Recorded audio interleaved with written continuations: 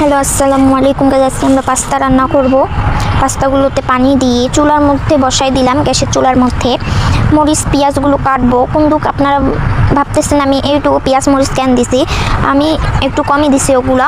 তারপর দেখেন আমার পাস্তাগুলো অল্প অল্প বলক দিচ্ছে, এখন ভালো করে বলক দিতেছে না, তা আমি পাস্তাগুলোকে ভালোভাবে নাড়াচাড়া করতেছি।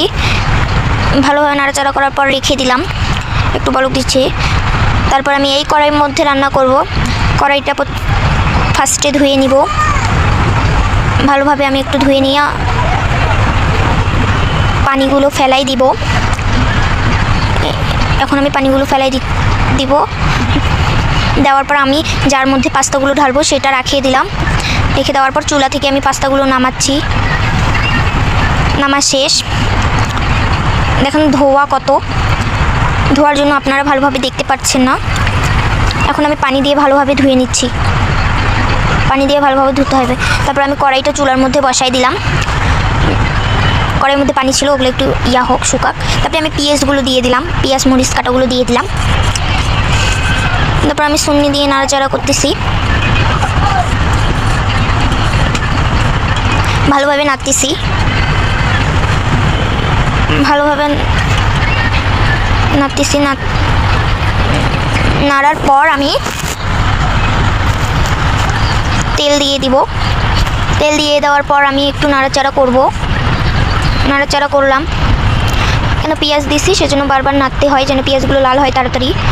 সামান্য পরিমাণ আমি লবণ দিয়ে দিলাম, আপনারাও আপনাদের পরিমাণ মতো লবণগুলো দিয়ে দেবেন পাস্তার মধ্যে। তারপর আমি আবার মরিচ পেঁয়াজগুলো নাড়ানাড়ি করতেছি। দেখেন এখনও লালই হয়নি। বলেন তাহলে, আপনারাই বলেন, আমি আর বলবো না। লালই হয় না, লালই হয় না।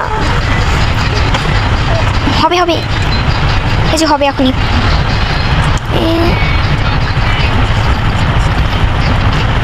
এই যে হালকা হালকা লাল হচ্ছে, মানে অল্প অল্প। এই যে দেখেন লাল হচ্ছে, হয়েছে অনেক কয়টাই, মানে লাল হবে এখনই। এই যে হালকা কয়টা লাল হয়েছে।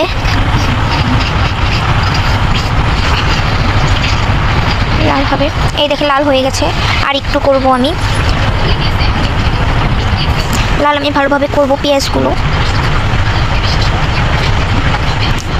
আমি সুন্নিটা রাখলাম, এখন একটু নাড়বো না, একটু পর নাড়বো। এই যে আবার আমি নাড়া শুরু করে দিচ্ছি। এই যে লাল হয়েছে, এগুলোকে সাইড করে নিই ওপাশে। তারপরে আমি ডিম দিয়ে নাড়াচাড়া করতেছি, ডিমগুলো যেন টুকরা টুকরা হয়। আমি পেঁয়াজ সহ ডিমটাকে নাড়াচাড়া করলাম। পাস্তাগুলো এখন দিয়ে দিব। এই যে আমি পাস্তাগুলো দিয়ে দিলাম। তারপর আমি নাড়াচাড়া করতেছি ভালোভাবে। আমি নাড়তেছি যেন পোড়া লাগে না, আমি ভালোভাবে নাড়াচাড়া করলাম। তারপর মশলার গুঁড়ো দিলাম।